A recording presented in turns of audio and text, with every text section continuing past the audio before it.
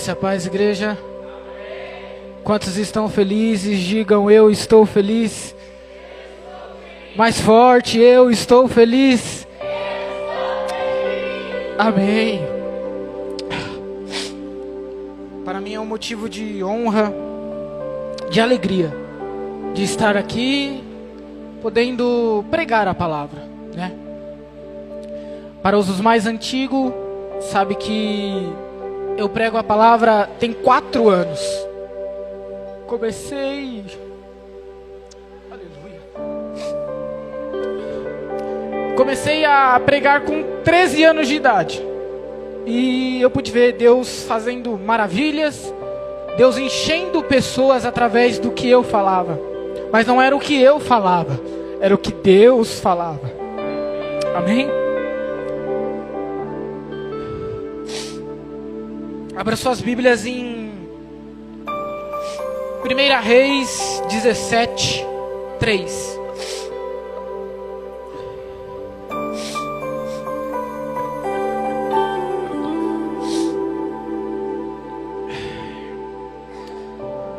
A palavra do Senhor veio ao profeta Elias, dizendo: retira-te daqui, vá para o leste e refúgia-te perto do ribeiro de Querite, a leste do Jordão.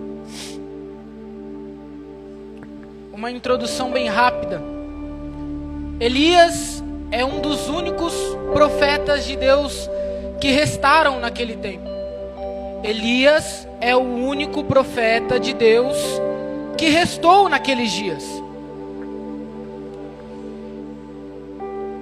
E no período que Elias está exercendo o seu chamado de profeta, o povo, a multidão, levanta como rei Acabe. E quem é Acabe? Acabe é um traidor. Como assim, Eric? Acabe é um traidor. Acabe, ele não honra mais a Deus. Acabe não carrega mais a presença de Deus. Acabe não tem Deus como seu centro. O reino de Acabe, o reinado de Acabe não tem mais Deus. Por quê? Porque ele começou a ouvir uma mulher chamada Jezabel, que começou a levantar altares a Baal. E quem é Baal? Baal é um Deus morto. Baal não é um Deus vivo. Vou repetir: Baal é um Deus morto. Baal não é um Deus vivo. E adoração sem renúncia, adoração sem resposta de Deus é somente um barulho. Eu vou repetir isso aqui: adoração sem resposta de Deus e adoração sem a presença de Deus é apenas um barulho. Eu quero que você entenda que Elias está num tempo difícil, porque agora o povo de Israel está adorando um Deus morto.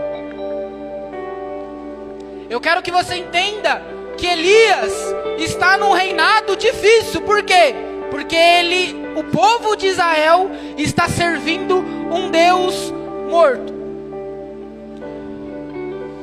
E Elias, ele vai ao encontro de Acabe e rebate Acabe. E ele diz: não irá chover. E Acabe, ele paga para ver, e não chove.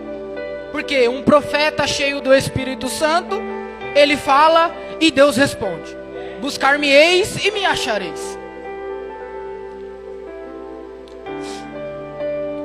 E quando Elias, ele fala que não irá chover e não chove, Deus manda ele ir para Querite. Querite é um lugar de preparo. Deus manda Elias ir se preparar. Como assim, Eric? Na minha vida, na sua vida, tem momentos que nós precisamos nos retirar. Não porque a gente está cansado, não porque a gente não consegue, é porque Deus precisa nos preparar. Querite, para muitos pregadores daí que falam, era o lugar da depressão de Elias. Mentira. Querite era o lugar de preparo de Elias. Querite era o lugar onde Deus prepararia Elias para fazer ele ir pregar uma palavra sobre uma mulher. 1 Reis 17, 9. Apronta-te e vai viver em Serapita, cidade que pertence ao território de Sidomom. Ordenei ali uma viúva que te providencie teu sustento. Esta ministração, ela é dividida em 3 títulos. Primeiro, aprendendo no esconderijo de Deus. Segundo, a fé que sustenta. E terceiro, o Deus que responde. Estamos agora na fé que sustenta. Elias chega para essa mulher, depois dele ter se preparado em Querite, e ele fala: mulher, me dê água para beber. Mulher, prepare um pão para mim comer. No versículo 12, a mulher replica dizendo: tão certo como vive Yahvé, Senhor teu Deus, juro por seu nome que não tenho bolo ou pão sequer, senão tão somente um pouquinho de farinha numa vasilha e um pouco de azeite na botija. Essa mulher se encontra num momento de morte. Essa mulher se encontra num momento de desespero, porque o rio secou e ela não tinha como mais ter alimento em sua casa. E quando Elias pede a única coisa que ela tem para comer, eu acredito que essa mulher se desespera dizendo: como eu vou tirar da boca do meu filho para dar para alguém que eu não conheço comer? É a fé que sustenta. Essa mulher, quando ela entende que a obediência gera caminho para milagre, nós precisamos entender que a obediência em Deus gera caminho para milagres. A viúva de Serapita estava prestes a preparar sua última refeição com o seu filho. Mesmo assim,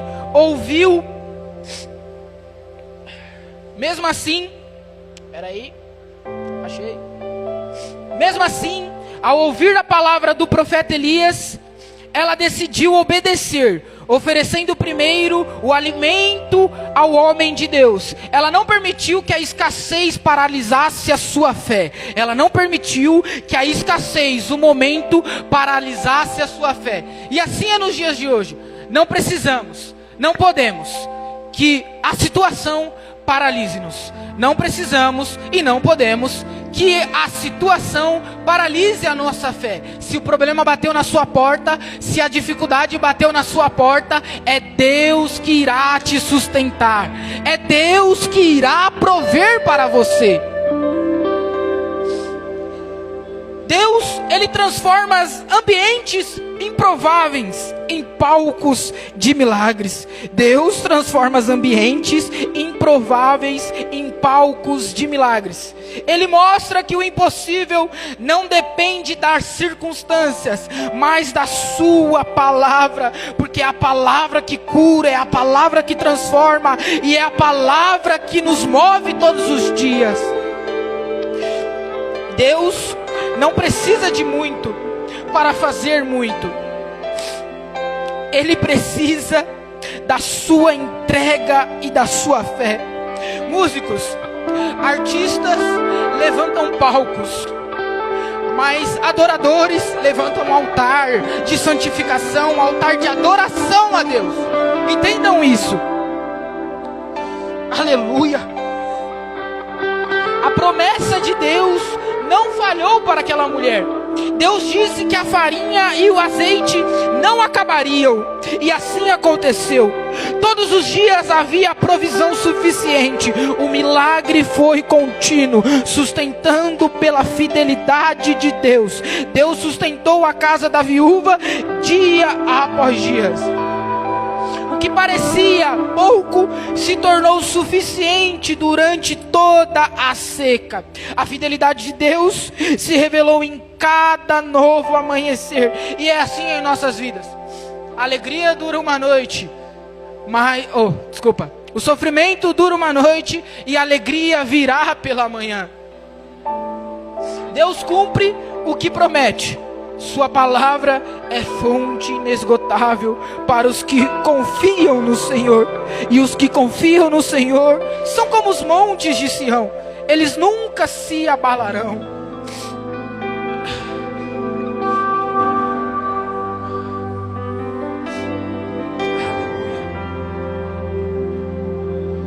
E agora,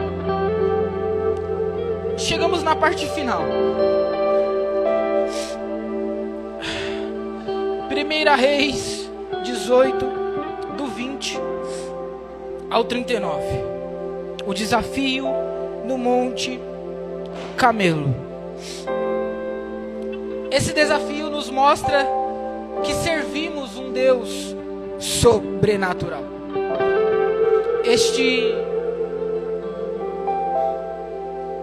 Esta parte mostra que servimos um Deus sobrenatural.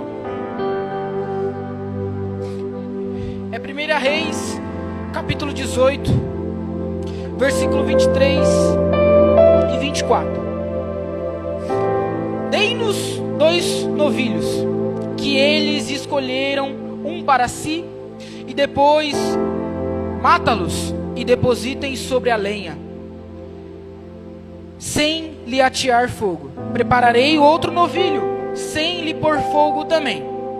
Invocareis depois o nome do vosso Deus, e eu invocarei o nome de Yahvé, a divindade que responder enviando fogo, esse é Deus.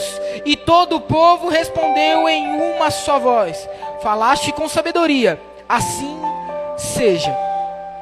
Neste momento, 450 profetas de Baal pegam 2 novilhos, separam, matam, colocam sobre a lenha e clamam a Deus: mande fogo do céu. Clamem a Deus, mande fogo do céu. A adoração, o clamor dos 450 profetas de Baal duram exatamente 24 horas e nada acontece. Elias, ele vai e começa a zombar desses profetas. Talvez o seu Deus esteja dormindo. Talvez ele não seja Deus. E realmente ele não é. Porque o povo de Israel estava servindo um Deus morto. Só que Elias, ele serve um Deus vivo. E Elias, no versículo 38, no versículo 37. Agora, pois, responda-te-me, ó Yahvé, atenda-me, para que este povo reconheça que só tu, o Senhor, és Deus, e fazeis o coração do povo retornar para ti. Quando o povo está perdido, Deus estende a mão, porque a única vantagem de estar no fundo do poço é que só existe um lugar, que é sair para cima, é se levantar, porque Deus estende as mãos para nós. E Deus responde no mesmo instante. Caiu fogo do céu sobre o sacrifício e queimou completamente, bem como toda a lenha armada, as pedras e todo o chão em volta. E ainda secou toda a água que enchia a valeta. O que Deus quer dizer com isso? É que independente da situação, independente do momento, Ele ainda é Deus. Independente da prova, Ele irá prover. Independente da circunstância, Ele ainda continua com você. Eu sei que parece que chegamos num tempo que é difícil. É difícil pregar, é difícil cantar, é difícil falar de Jesus hoje em dia. Eu lembro de João, quando ele estava pregando, ele estava ministrando, e chegava um povo nele e dizia: João, estão vindo te matar, João, estão vindo te pegar.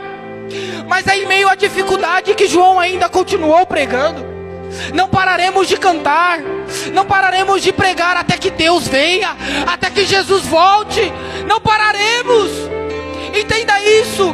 Não podemos parar, nem que perdemos a vida. Não podemos parar de cantar, não podemos parar de pregar. Tiago, mesmo que a dificuldade bata na sua porta e da Bia, vocês não podem parar de adorar a Deus. Mesmo que a dificuldade bata em sua porta, não pare de adorar a Deus. Lebai o seramai. É em meio à dificuldade, é em meio ao problema que Deus levanta verdadeiros adoradores. Eu vou repetir isso aqui porque só esse lado entendeu. É em meio à dificuldade que Deus levanta verdadeiros adoradores. Aleluia. É em meio ao problema que Estevão vê os céus abertos. É em meio ao problema que Paulo diz: o seu poder se aperfeiçoa em minha fraqueza. É em meio ao problema que Pedro volta para Deus. É em meio ao problema que Daniel é livrado da cova dos leões. É em meio ao problema que Sadraque, Abidnego é livrado da fornalha.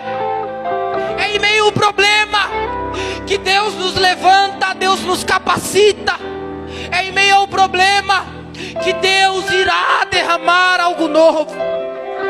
É em meio ao nosso problema que não pararemos de cantar. Deus, eu te agradeço.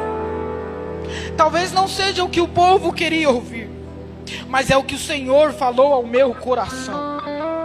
Pai, te damos graça, te bendizemos. E que esse povo que aqui está sentado venha pegar essa palavra e colocar em prática. Que essa palavra fique nos corações, ó Pai. Nunca foi sobre nós e nunca será sobre nós, mas sim sobre a sua palavra, sobre o que nós carregamos. Pai, que a sua misericórdia continue se renovando toda manhã. Encha-nos, Espírito Santo. Encha-nos cada dia, ó Pai, para que em meio à dificuldade não venhamos parar de cantar. Que em meio à dificuldade não pararemos de pregar, não pararemos de proclamar as boas novas. Porque o reino dos céus está próximo. E eu quero subir, nós queremos subir. E assim eu te peço e eu te agradeço.